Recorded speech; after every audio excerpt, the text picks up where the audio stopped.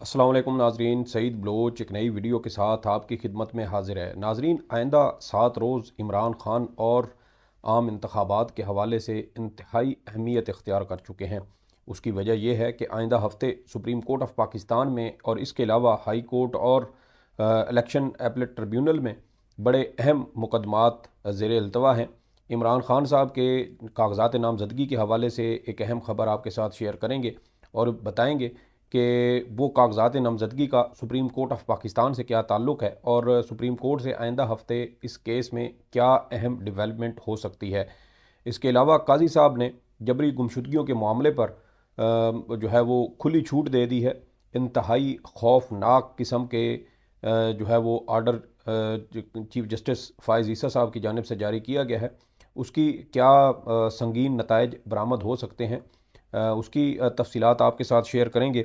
इसके अलावा आपको बताएंगे कि आइंदा हफ्ते इमरान खान के 5 अहम मुकदमात कौन कौन से हैं जिनके ऊपर फ़ैसला होगा और ये मुकदमात आइंदा आम इंतखाबात के हवाले से इंतहाई अहमियत के हामिल हैं और इन मुकदमात के फ़ैसलों का आइंदा आम इंतखाबात पर भी बड़ा बड़ा गहरा असर पड़ेगा।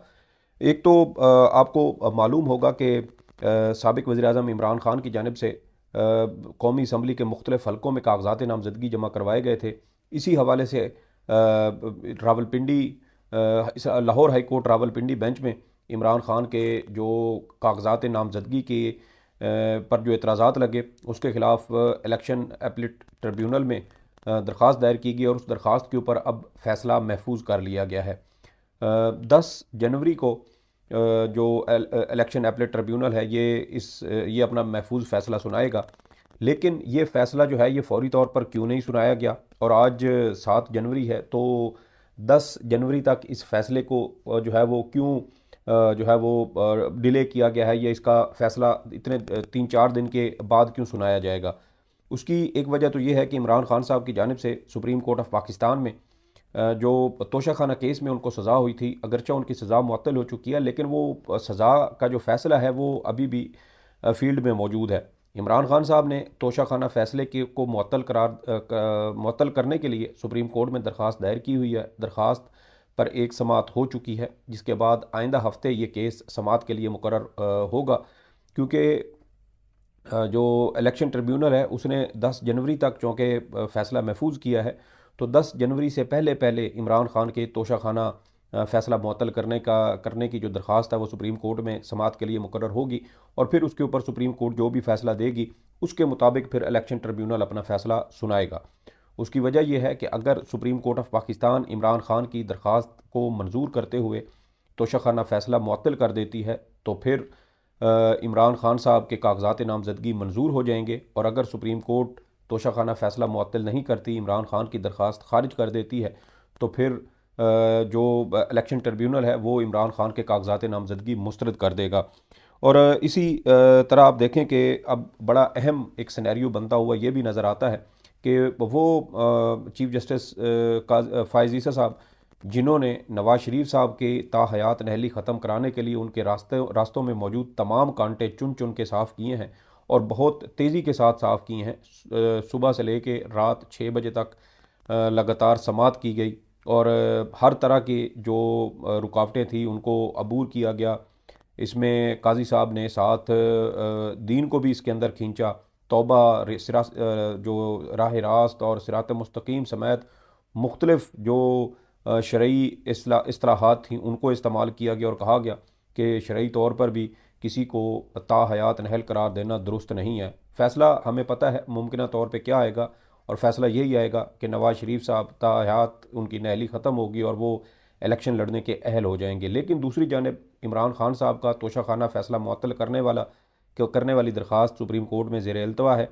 आइंदा हफ्ते उसके ऊपर समाअत होगी और देखना यह है कि क्या वो चीफ जस्टिस साहब जिन्होंने नवाज़ शरीफ साहब के लिए इतने बरक रफ्तारी से काम किया और उनकी ताहयात नहली ख़त्म करवाने के लिए वो फ़ैसला महफूज कर चुके हैं, जो मुमकिन तौर पर पीर या मंगल के रोज़ जो है वो सुनाया जा सकता है, वो चीफ जस्टिस साहब क्या इमरान खान साहब के साथ भी इंसाफ करेंगे या उनके साथ अपनी उसी ज़ाती रंजिश और ज़ाती अनाद को बरकरार रखते हुए उन्हें आम इंतखाबात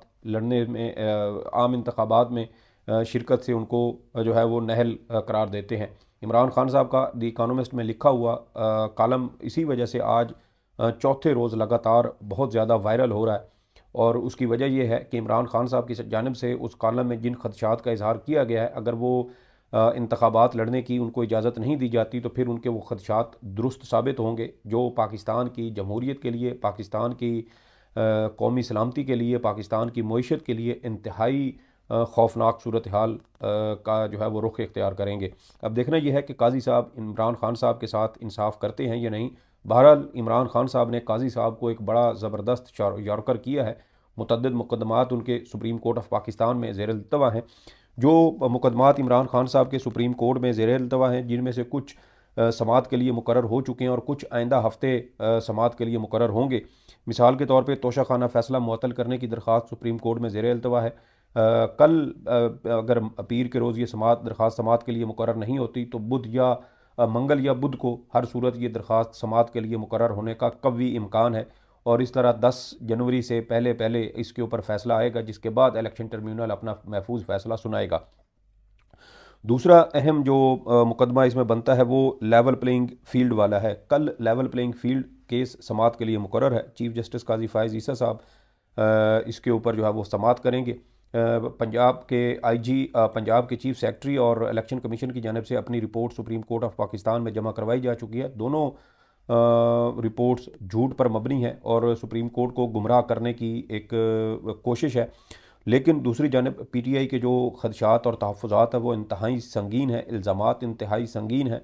और अब देखें कि पीटीआई के कौमी असम्बली के उम्मीदवार बैरिस्टर सलमान अकरम राजा साहब की जानिब से तो आज बाकायदा तौर पर यह कहा गया है कि हम हालत जंग में हैं, और उनका ये कहना है कि उनकी मौजूदगी में तजवीज़ कुनंदा और तायद कुनंदगान को गिरफ़्तार किया गया। पुलिस की जानिब से उनकी जो है वो उनके साथ झड़प भी हुई, बहस तकरार भी हुई, और ये सारी चीज़ें उनकी मौजूदगी में हुई। तो मेरे ख्याल में कल सलमान अकरम राजा साहब सुप्रीम कोर्ट ऑफ पाकिस्तान में पेश होंगे, और उनके साथ जो भी वाक़यात पेश आए हैं वो इस हवाले से सुप्रीम कोर्ट को आगाह करेंगे। अगरचा काजी फ़ायज़ ईसा साहब सुप्रीम कोर्ट की जानिब काजी साहब ने पीटीआई के हवाले से अपनी आंखें मुकम्मल तौर पर बंद कर रखी हैं, और जो सीडी पीटीआई सुप्रीम कोर्ट में गुज़श्ता समाअत पर अदालत को दिखाना चाहती थी वो सीडी भी चलाने की इजाज़त नहीं दी गई। जो रिपोर्ट पीटीआई ने जमा करवाई उसको भी जो है वो अदालत में पढ़ने की इजाज़त ना दी गई।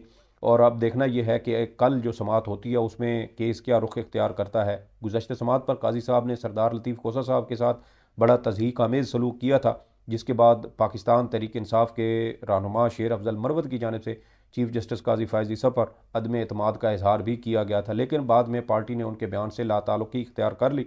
लेकिन एक बयान, एक जो स्टेटमेंट है वो जारी हो चुकी है, जो काजी साहब तक यकीनन पहुँच चुकी होगी। अगरचा वो पीटीआई के मामले पर मीडिया भी नहीं देखते, लेकिन मुझे यकीन है कि अदम एतमाद वाला जो बयान था वो लाजमी काजी साहब तक पहुँचा होगा। देखना यह है कि कल इस केस की समाअत क्या रुख इख्तियार करती है। इसके अलावा बल्ले के निशान वाला केस सुप्रीम कोर्ट में ज़ेर अल्तवा है, बहुत अहम केस है, और ये भी इम्कान है कि शायद 10 या 11 जनवरी से पहले पहले ये केस भी समाअत के लिए मुकर्रर होगा, यानी आइंदा हफ्ते ही इस केस के समाअत के लिए मुकर्रर होने का कवी इम्कान है। अगरचे अभी तक जो काज लिस्ट जारी हुई है उसके मुताबिक ये केस समाअत के लिए मुकर्रर नहीं हुआ, लेकिन आइंदा हफ्ते ये मुकर्रर होगा। और इलेक्शन पीटीआई ने पेशावर हाई कोर्ट का जो बल्ले का इंतखाबी निशान के हवाले से इलेक्शन कमीशन का आर्डर था उसको बहाल किया था, उसके खिलाफ ये अपील सुप्रीम कोर्ट में दायर की गई थी। और देखना यह है कि सुप्रीम कोर्ट पीटीआई को बल्ले का इंतखाबी निशान देती है या नहीं। अगर कानून के मुताबिक काजी साहब फैसला करेंगे तो यकीनन बल्ले का इंतखाबी निशान पीटीआई को ही मिलेगा। इसके अलावा जबरी गुमशुदगियों वाला मामला है, उसकी तफसीलात आपके साथ शेयर करेंगे। ये इंतहाई खौफनाक इसमें सूरत हाल जो है वो नज़र आ रही है। और इसके अलावा इमरान खान साहब का कागजात नामजदगी वाला मामला, जैसा कि मैंने बताया कि वो फ़ैसला महफूज है, और उसके ऊपर वो फ़ैसले जो है वो मशरूत हो चुका है अब सुप्रीम कोर्ट में तोशा खाना फ़ैसला मुअत्तल करने वाली दरख्वास्त के साथ।